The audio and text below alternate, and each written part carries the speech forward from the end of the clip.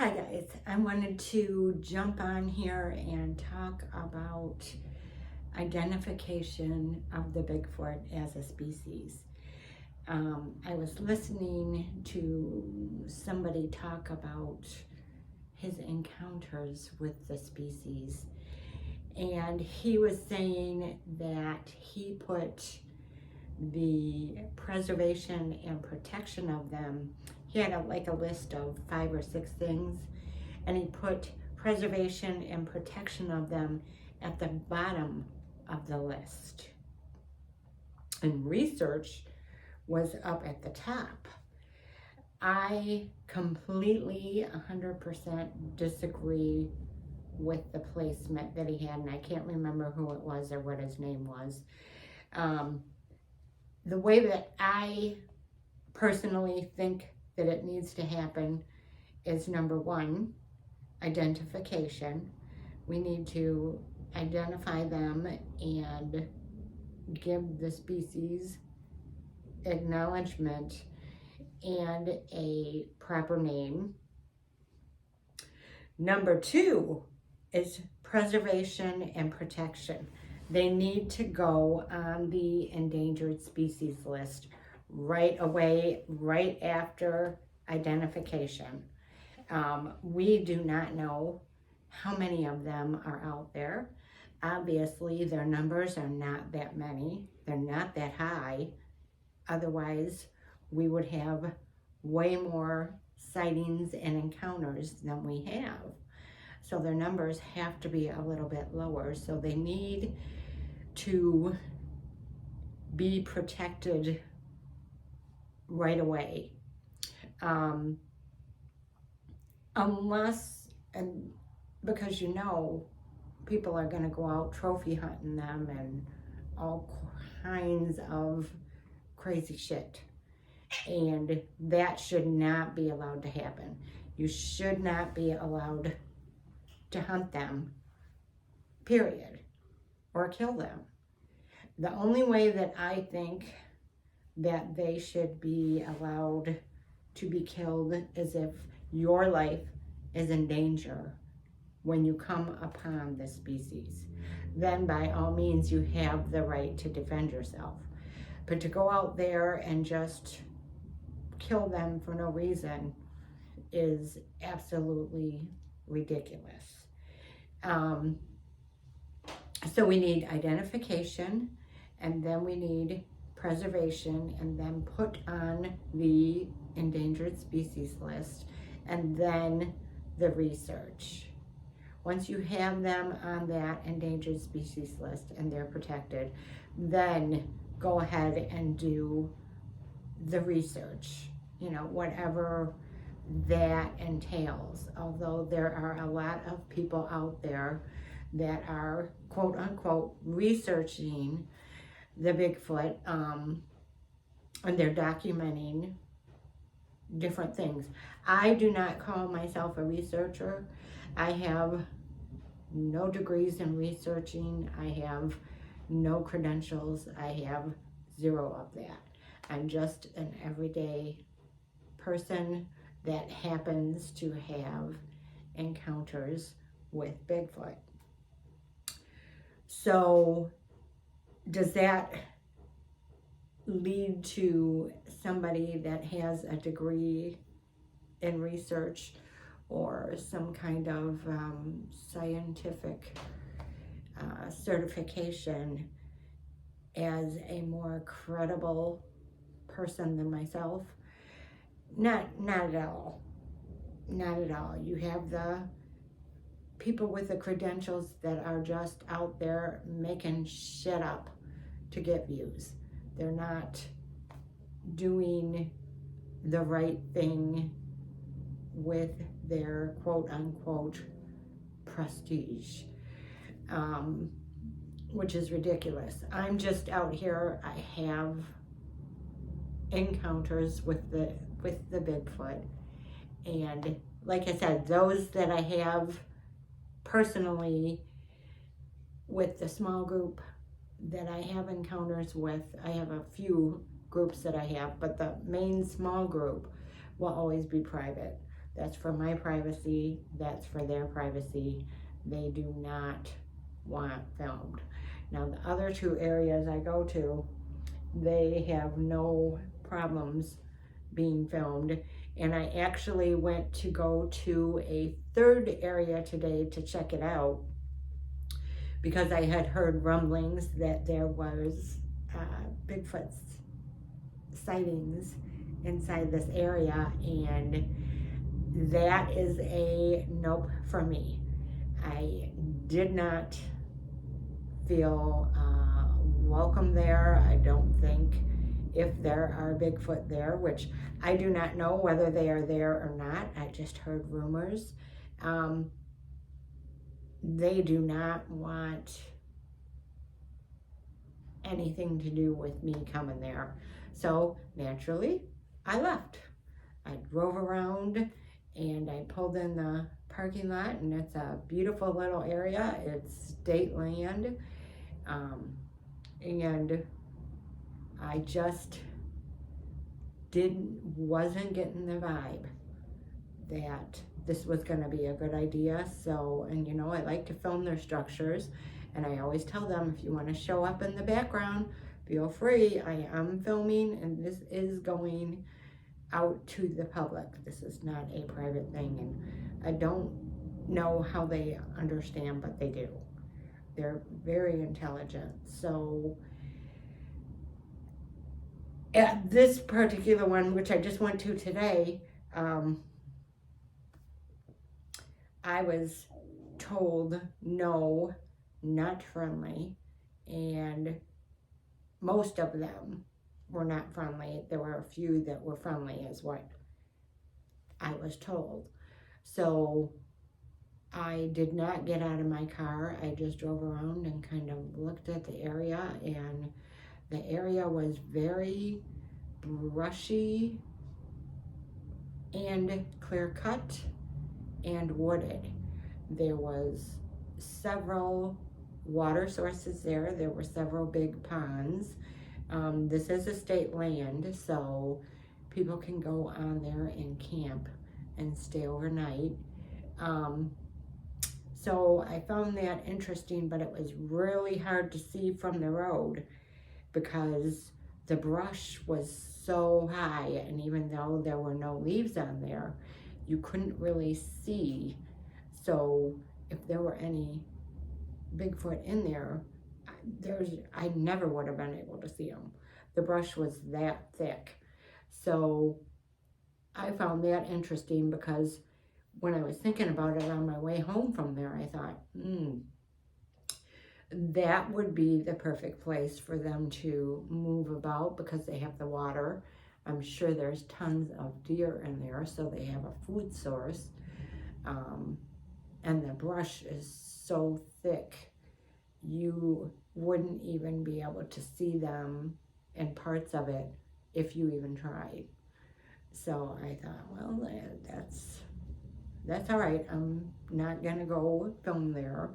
I'll just stick to my several areas that I go film, and I seem to have good luck with that. Although I have one more area that I did get permission to go and check out, and that is on private land.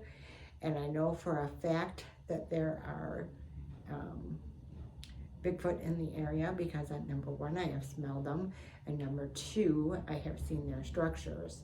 So I'm sure where I seen the structures and where I smelled them is on the back part of this private property that I want to go walk on, which I got permission to walk on. And so I am going to go check that out and do some filming there. And then of course I still have my nature trails, which I have to get back there. And I did have a very interesting experience that I want to tell you guys about real quick. I was coming home from work, and I was coming down one of the mile roads, and it's a well-traveled road, and it is not too far off from my nature trails. In fact, my nature trails are off the road I was on. So I was heading east, and when I looked north because I'm always scanning the fields, always looking in the fields and in the wood lines. And there I saw was on the edge of the wood line, and there was a field, and then there was a wood line, and it was on the east side. And there was a very, very large black figure on two legs, and it was too far away for me to get a lot of details. The only thing that I could tell was that it was very fuzzy. It looked very fuzzy, and it was on two legs, and it was very chunky. It was a very large, chunky something walking the edge of the wood line. So could that have been human? Absolutely. If it was human, it was a really, really large human, because it was pretty far away for me to see it. And it was still pretty large. And what surprised me was the slow movement that it was making. It was not in a hurry. It was not bothered.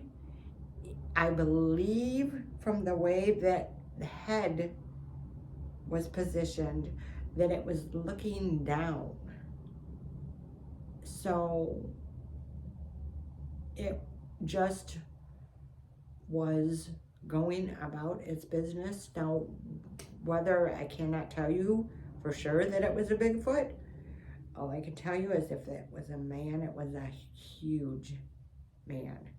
And it did not move like a man would move. I guess they have these things called ghillie suits.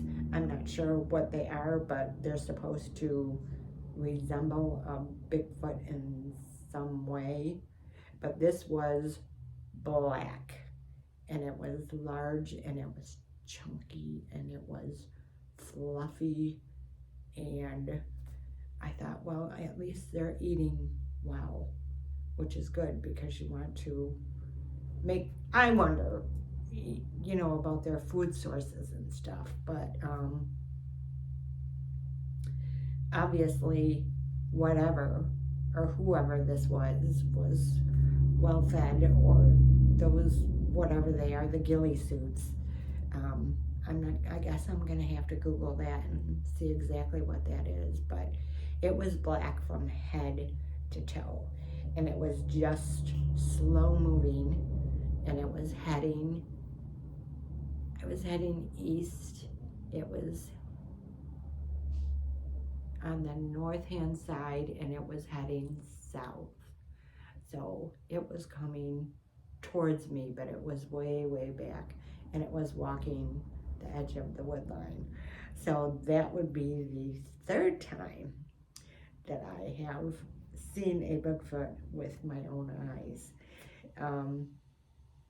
which is pretty cool. And no, I didn't have time to stop and flip around. There was traffic on my ass, and I did not go back and take a picture. I was just like, ooh, wow, cool, thank you for letting me see you.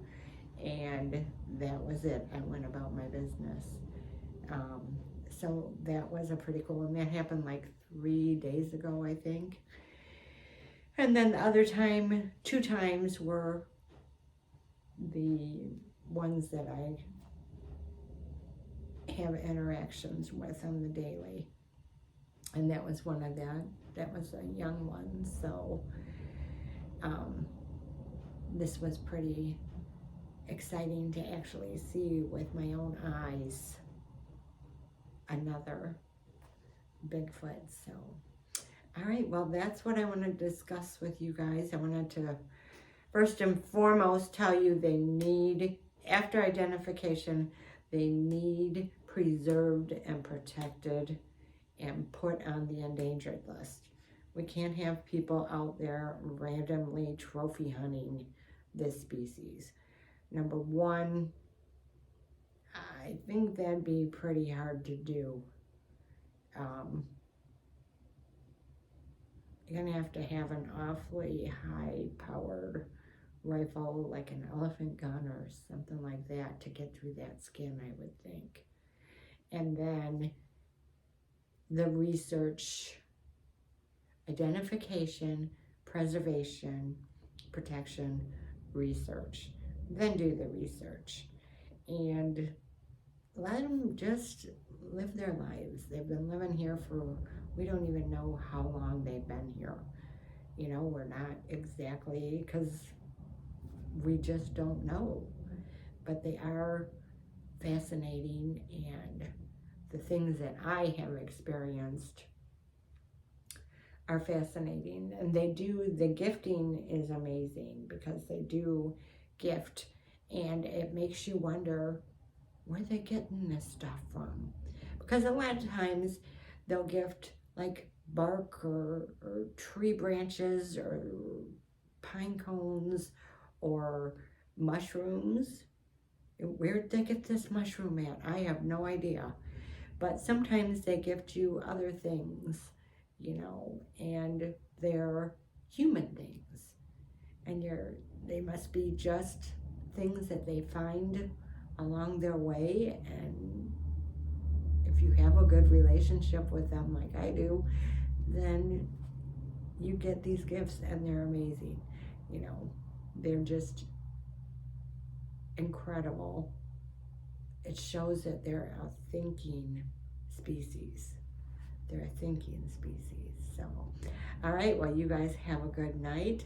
And I will try to get on here every Monday and do an update or read a story if I ever get one.